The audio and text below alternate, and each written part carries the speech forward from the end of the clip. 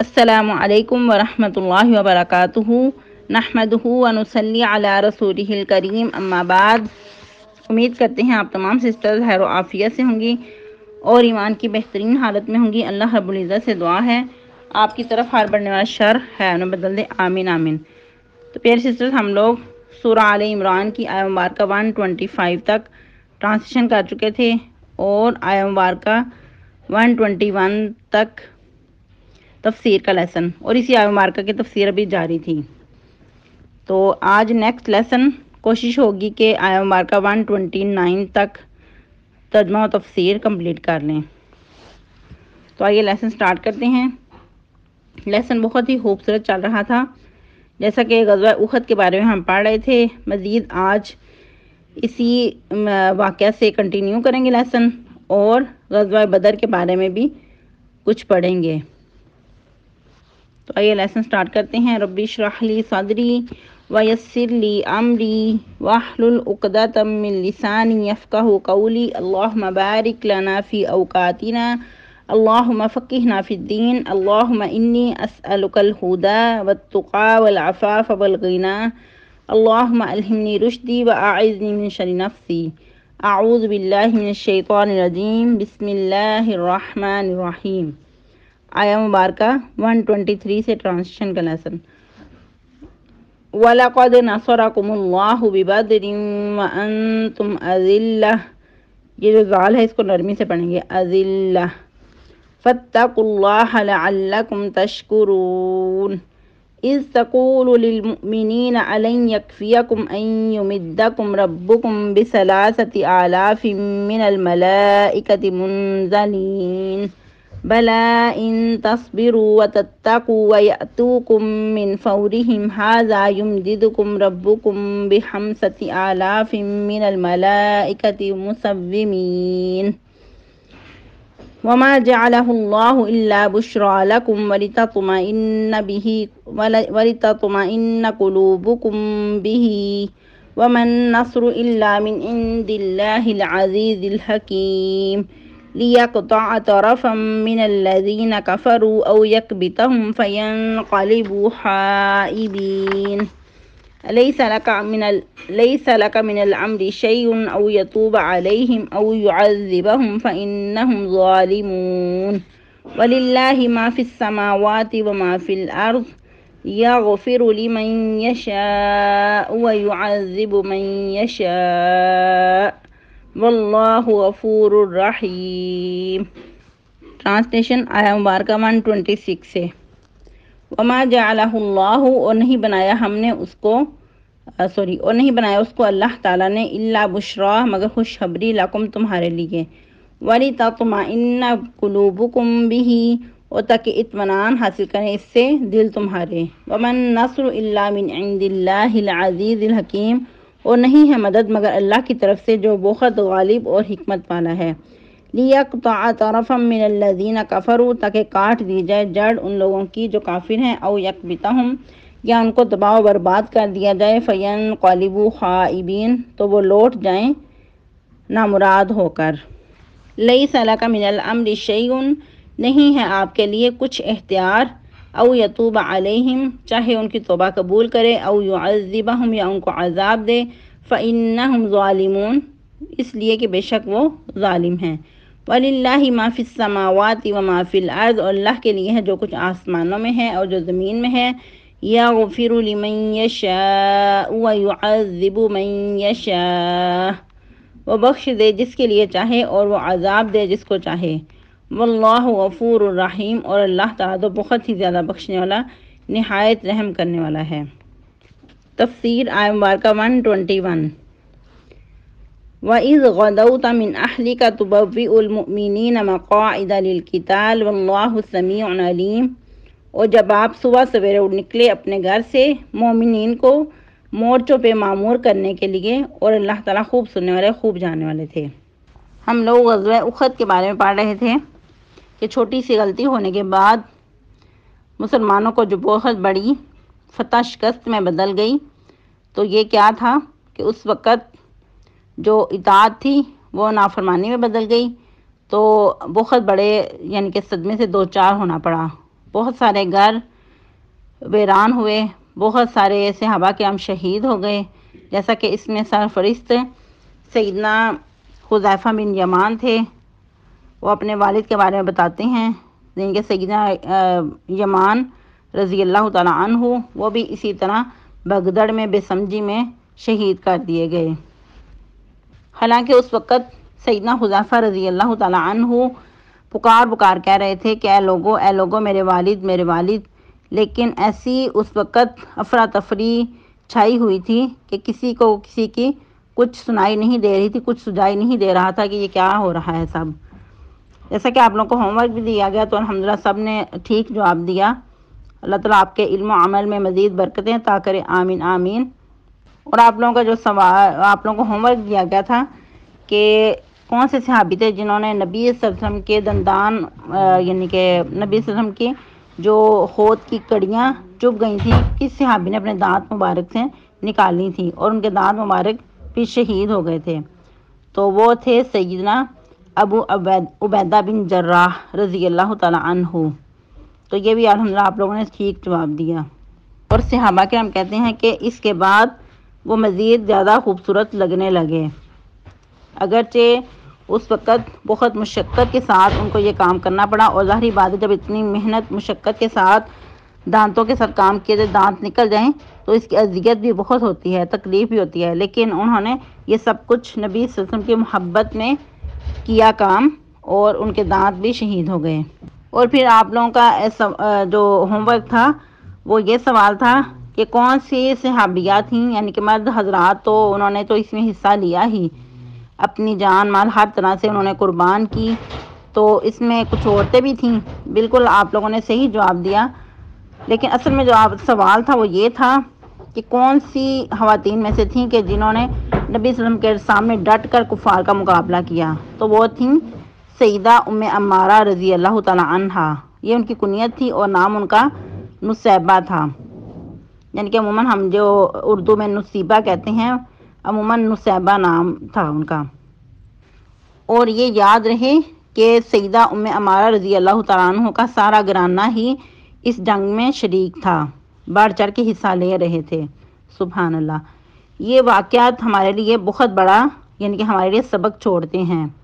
کہ ہم لوگ عموماً خواتین کہتی ہیں کہ کیا کریں، ہم تو خواتین ہیں، ہم کیا کر سکتی ہیں، ہم کمزور ہیں، گھر سے ہی ہمیں فرصت نہیں ملتی، لیکن اگر صحابیات کو دیکھا جائے تو وہ ایک سے ایک بڑھ کر اپنی جان قربان کرنے کے لیے تیار رہتی تھیں۔ اور جیسا کہ آپ لوگوں نے بتایا کہ اس جنگ میں بہت ساری صحابیہ نے بھی بذات خود شرکت کی، سیدہ اماں جان عائشہ صدیقہ رضی اللہ تعالیٰ عنہا، سیدہ ام سلیم رضی اللہ تعالیٰ عنہا، اور پھر ایک اور صحابیہ ہیں جن کا نام ام سلیت ہے، تو آ کے ساتھ ام سلیت، تو یہ بھی صحابیہ، ان کا بھی بہت ایک نام ہے تاریخ میں، ان کے مختلف احادیث میں واقعات بھی ملتے رہتے ہیں۔ تو آپ لوگ ضرور ان صحابہ کرام کی جو زندگیاں ہیں ان کا مطالعہ کرتے رہا کریں، اور اس میں مختلف صحابیات کے واقعات پہ بکس ملتی ہیں، وہ ضرور آپ لوگ اپنے پاس رکھا کریں، مطالعہ کیا کریں، اور اپنے بچوں کو بھی سناتے رہا کریں۔ اس میں ایک بک ملتی ہے صحابیات کے درخشاں پہلو، صحابہ کرام کے بارے میں بھی اور صحابیات کے بارے میں بھی، جو کہ صحیح اور سچے واقعات پہ مشتمل بکس ہیں، تو ان کو اپنے مطالعہ میں ضرور رکھا کریں۔ پھر نیکسٹ جو بھی واقعات پیش آئے، ان سب واقعات کی روشنی میں اللہ رب العزت فرما رہے ہیں کہ اللہ تعالیٰ خوب سننے والے خوب جاننے والے ہیں، کہ جو بھی واقعات اس وقت ہو رہے تھے، جو بھی تم لوگ کر رہے تھے، اللہ تعالیٰ سب کا سن بھی رہا تھا اور سب کو جان بھی رہا تھا، ان کے حالات سے واقف تھا کہ جو کچھ تم کر رہے تھے، اللہ تعالیٰ سے کوئی بھی چیز پوشیدہ نہیں تھی۔ ادھر چھوٹی سی اہم بات کرنا چاہ رہی تھی کہ جس طرح کہ یہ چھوٹی سی آیہ مبارکہ ہے، آیہ مبارکہ 121، جو کہ ہم نے کافی کل بھی لیسن ہمارا اسی آیہ مبارکہ پہ تھا، یعنی کہ ہم نے پورا ایک واقعہ پڑھا، اور اگر آیہ مبارکہ دیکھیں تو بہت چھوٹی ہے، 2 منٹ میں کمپلیٹ ہونے والی ہے۔ تو اس میں دیکھیں جو منکرین احادیث ہیں، تو ان سے میرا سوال ہے کہ اگر ہم جسٹ قرآن مجید کو لے لیتے ہیں، احادیث کو نہیں لیتے، اور احادیث کے بارے میں یوں کہہ دیتے ہیں کہ پتہ نہیں یہ اتنے صدیاں پہلے لکھی گئی ہیں، کیا پتہ یہ سچ میں ہیں یا کہ کیا ہے اس میں، تو پھر یہ واقعات ہمیں کہاں سے رہنمائی ملے؟ یہ قرآن مجید کی آیہ مبارکہ کے ساتھ ساتھ احادیث کو لے کے چلتے ہیں تو پھر صحیح ہمیں واقعات معلوم ہوتے ہیں کہ یہ واقعہ کس طرح پیش آیا اور کس طرح کیا کیا حالات ہوئے۔ تو اگر ہم جسٹ یہ اسی آیہ مبارکہ کو لے لیتے وَإِذْ غَدَوْتَ مِنْ أَهْلِكَ تُبَوِّئُ الْمُؤْمِنِينَ مَقَاعِدَ لِلْقِتَالِ وَاللَّهُ سَمِيعٌ عَلِيمٌ، تو پھر ہمیں پورا واقعہ کس طرح معلوم ہوتا۔ تو اس لیے پتہ کیا چلتا ہے کہ قرآن مجید کے ساتھ ساتھ احادیث رسول کو لے کر چلیں گے تو پھر صحیح علم حاصل ہو سکے گا، ورنہ پھر دین ادھورا رہ جائے گا۔ پھر نیکسٹ اذ ہمت طائفتان منکم ان تفشلا، جب ارادہ کیا دو گروہوں نے تم میں سے یہ کہ بزدلی دکھائیں، واللہ ولیہما، حالانکہ اللہ تعالیٰ ان دونوں کا دوست تھا۔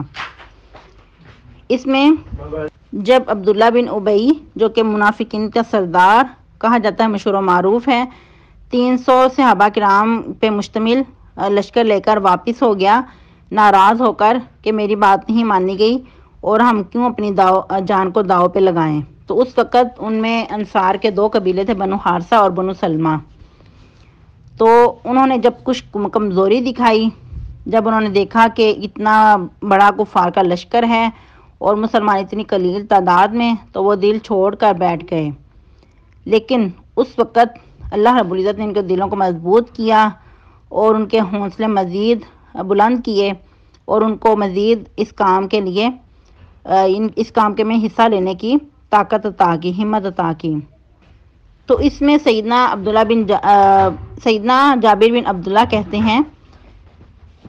یہ آیہ مبارکہ ہم انصار کے بارے میں نازل ہوئی۔ اگرچہ اس آیہ مبارکہ میں ہمارا عیب بیان کیا جا رہا ہے، لیکن ہمیں یہ آیہ مبارکہ بہت پسند ہے اور ہم یہ پسند نہیں کرتے کہ یہ آیہ مبارکہ نہ نازل ہوتی، بلکہ اس کی نازل ہونے پہ ہم خوش ہوتے ہیں، کیونکہ اسی آیہ مبارکہ میں اللہ تعالیٰ فرما رہے ہیں واللہ ولیہما، کہ اللہ تعالیٰ ان دونوں گروہوں کا دوست تھا۔ کیونکہ جو صحیح اور سچے مومن ہوتے ہیں وہ اس بات کے شائق ہوتے ہیں کہ اللہ تعالیٰ ان سے دوستی کریں، جس طرح کہ قرآن مجید کے دوسرے پارے میں بھی آتا ہے کہ اللہ ولی الذین آمنوا یخرجہم من الظلمات الی النور، کہ اللہ تعالیٰ دوست ہے مومنین کا، وہ ان کو اندھیروں سے نکال کر روشنیوں کی طرف لے جاتا ہے۔ تو مومنین کے لیے سب سے بڑی جو محبت اور پسند کی چیز ہوتی ہے وہ یہی ہوتی ہے کہ اللہ تعالیٰ ان کے ساتھ دوستی کریں اور ویسے کام کریں کہ جو اللہ تعالیٰ کی محبت حاصل کرنے کے ہوں۔ پھر اللہ تعالیٰ مزید فرما رہے ہیں وَعَلَى اللَّهِ فَلْيَتَوَكَّلِ الْمُؤْمِنُونَ، اور چاہیے کہ مومنوں کو اللہ ہی پر بھروسہ رکھیں۔ پھر مزید اللہ تعالیٰ ایک اور یاد دلا رہے ہیں کہ اس وقت کو یاد کرو، اگر تم ہمت چھوڑ رہے ہو، دل چھوٹا کر رہے ہو، تو اس وقت کو یاد کر لو جب تم بالکل بے سر و سامان تھے، اس وقت بھی اللہ تعالیٰ نے تمہاری کیسے مدد کی، اور البتہ تحقیق اللہ تعالیٰ تمہاری غزوہ بدر میں بھی مدد کر چکے ہیں جب تم بہت کم تھے۔ یہ کم سے مراد ایک تو چھوٹا سا ورڈ ہے، لیکن اگر اس کی گہرائی میں جا کے دیکھا جائے تو کیا حالات تھے۔ صرف 313 پہ مشتمل مسلمانوں کا لشکر تھا، اور وہ بھی بالکل بے سر و سامان، صرف 2 گھوڑے تھے اور 70 اونٹ تھے، اور باقی سب پیدل اور باری باری سوار ہو رہے تھے۔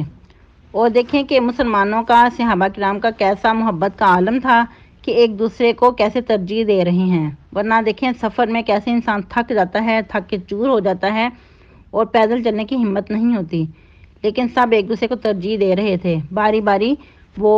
یعنی کہ سوار ہو رہے تھے، باقی مسلسل پیدل ہی چل رہے تھے۔ کچھ تھوڑا سا موقع ملتا تھا سوار ہونے کا، ورنہ پیدل ہی اتنا سفر طے کر کے وہ وہاں پہنچے میدان بدر میں۔ پھر دیکھیں تقوی کی بات، فاتقوا اللہ لعلکم تشکرون، تو اللہ کا تقوی اختیار کرتے رہو تاکہ تم شکر ادا کرو۔ اور یہ تقوی ہی ہے جو انسان کو ہر برائی سے بچا کے رکھتا ہے اور ہر نیکی کی کام کرنے کی ہمت اور طاقت دیتا ہے۔ پھر مزید اللہ تعالیٰ فرما رہے ہیں اذ تقول للمؤمنین، اے نبی صلی اللہ علیہ وسلم جب آپ مومنین سے فرما رہے تھے الن یکفیکم، کیا نہیں ہے کافی تم کو، ان یمدکم، یہ کہ مدد کرے تمہاری ربکم، تمہارا رب، بثلاثۃ آلاف من الملائکۃ منزلین، 3000 فرشتے بھیج کر، جو کہ نازل کر کے یعنی کہ اتر رہے ہوں گے۔ یہ انسان کی نیچر ہے کہ انسان اپنے ساتھ ایک جمعیت کو دیکھ کر اس کے اندر حوصلہ آتا ہے اور مزید ہمت بڑھتی ہے۔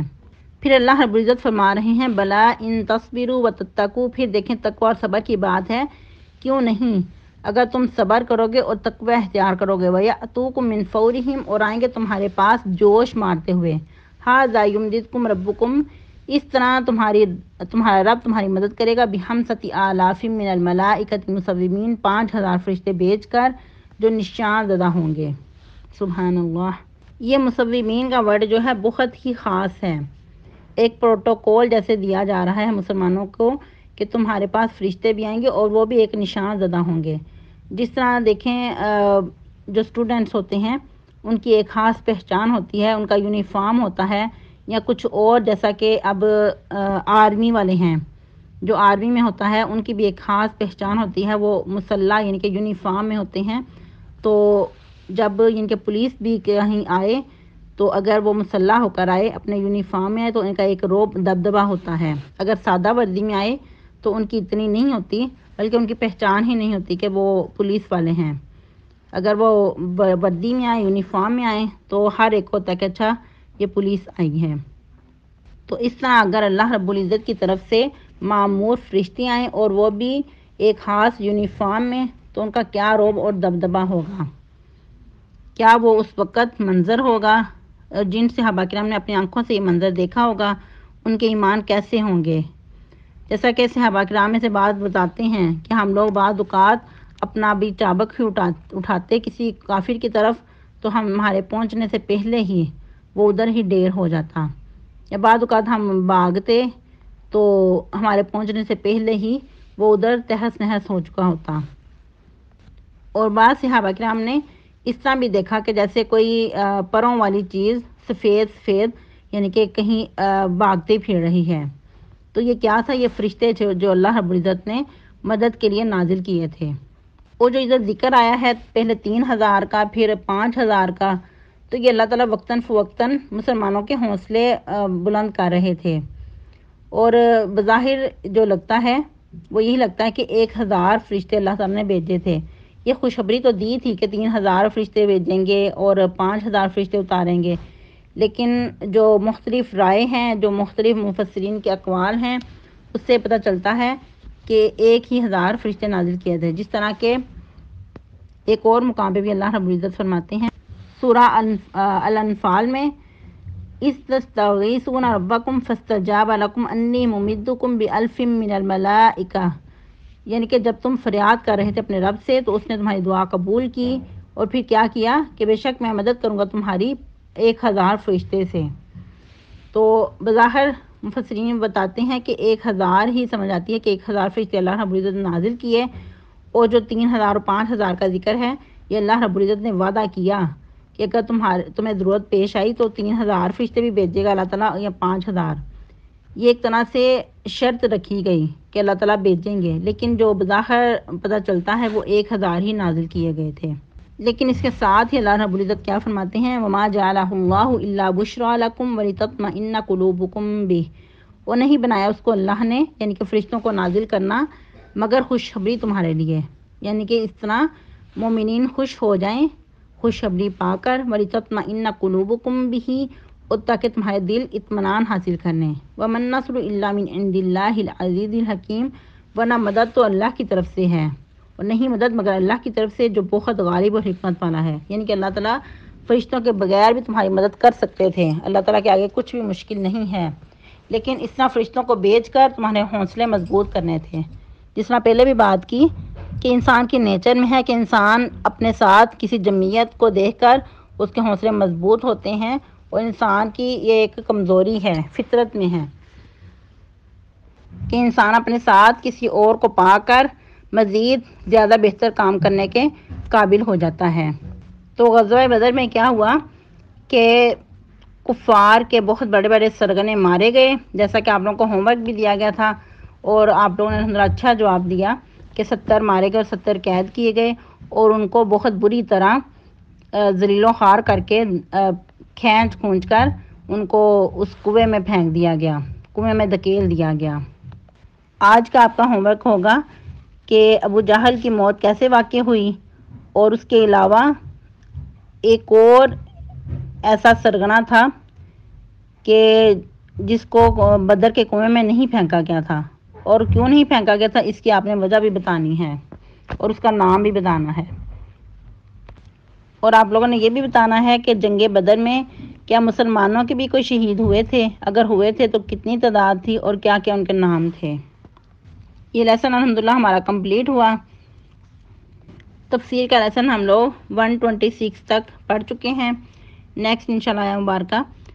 127 سے سٹارٹ کریں گے۔